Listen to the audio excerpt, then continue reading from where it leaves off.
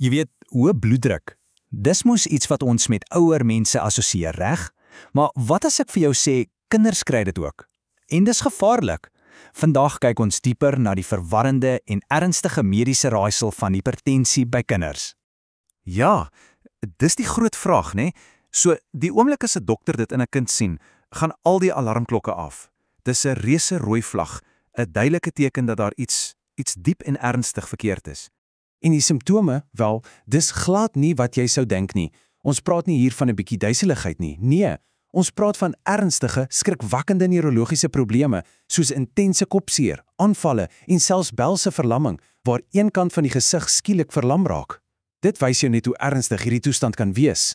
Goed, kom ons duik hierin. Dink hieraan soos 'n mediese speurverhaal. Dokters moet die leidrade volg om die verborgde oorsaak van hierdie gevaarlike raaisel op te spoor. En die oorsaak? Wel, dit blyk meestal 'n groot fisiese probleem te wees, 'n ernstige blokkasie in die aorta. Dis daai hoofpyp, die groot een, wat al die bloed van jou hart af na die res van jou liggaam toe stuur. OK, om regtig te verstaan wat hier aangaan, moet ons hierdie hoofsnelweg vir bloed van nader bekyk. Die aorta is die grootste en belangrikste pyplyn in ons hele bloedsomloopstelsel.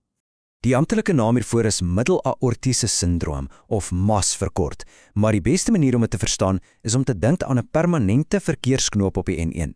Die bloed kan net eenvoudig nie deurkom nie, en dit veroorsaak dat die druk voor die knoop, dis nader aan die hart, heeltemal die hoogte inskiet. Kyk hierna. Hierdie beeld wys ons presies wat die probleem is. Dis 'n angiogram, en dit gee dokters 'n kykie binne in die slagaar self, en daar sien jy dit, daai duidelike vernouing. Hulle noem dit 'n koarktasie, en dis die skuldige, dis waar alles verkeerd loop. Maar wag, die storie raak nog meer ingewikkeld. In 'n massiewe 87% van hierdie gevalle affekteer die vernouing ook die slagare wat na die niere lei, en dis krities, want jou niere is soos die verkeersbeamptes wat jou bloeddruk help beheer. En hier is die absolute kern van die saak.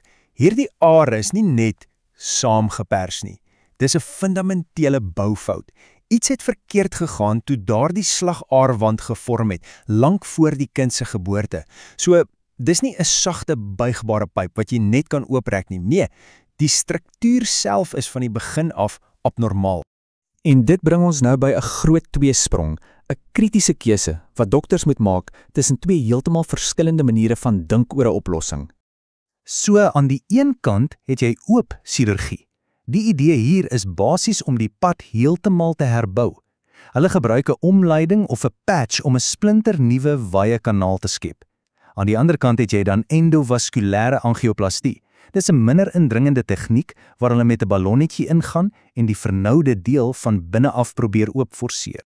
So, twee heeltemal verskillende benaderings. Die vraag is, hoe werk regtig die beste? Wel, die data gee vir ons 'n antwoord wat nogal verbassend duidelik is.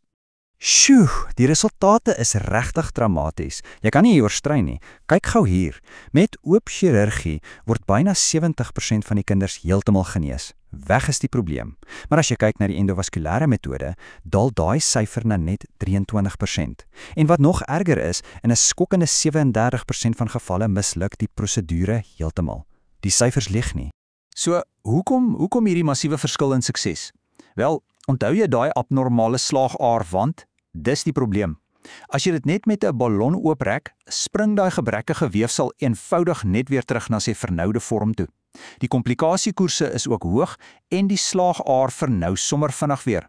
En dink daaroor, as jy 'n stent insit, daai metaalbuisie gaan nie saam met die kind groei nie. Dit skep net meer probleme vir die toekoms. In skrille kontras hiermee, doen chirurgie iets heeltemal anders. Dit herbou die slagaar van die grond af op. Dit skep 'n splinternuwe, wye kanaal wat gemaak is om te hou. En, baie belangrik, dis 'n oplossing wat saam met die kind kan groei, vir die langtermyn. En dit alles bring ons by die eintlike slotsom. En dit gaan nie net oor watter tegniek beter is nie, dit gaan oor die hele benadering. Die pad na 'n gesonde toekoms vir hierdie kinders vereis noue samewerking. So, die belangrikste punt om weg te neem is hierdie. Ja, 'n minder indringende prosedure klink altyd beter, né? Dis aanloklik. Maar vir hierdie spesifieke, unieke toestand by kinders, wys die data onteenseglik dat die groter chirurgiese herstelwerk 'n baie beter en 'n baie meer duursame oplossing is. En hier is nog iets. Dit is nie 'n een-man vertoning nie. Die navorsing is duidelik hieroor. Jy het 'n hele span nodig. Jy praat van vaskulêre chirurge, nefroloë wat die niere verstaan, radioloë. Almal moet saamwerk om die beste uitkoms vir die kind te verseker. En dit alles laat ons met een laaste belangrike gedagte. Om kinders te behandel is 'n heeltemal ander storie as met volwassenes. Dit gaan nie net daaroor om die probleem van vandag reg te maak nie. Dit gaan daaroor om 'n keuse te maak wat 'n hele lewenslange groei en gesondheid moontlik maak. En dis daai fyn balans, né? Tussen wat vinnig en maklik lyk en wat werklik 'n lewenslange genesing bied.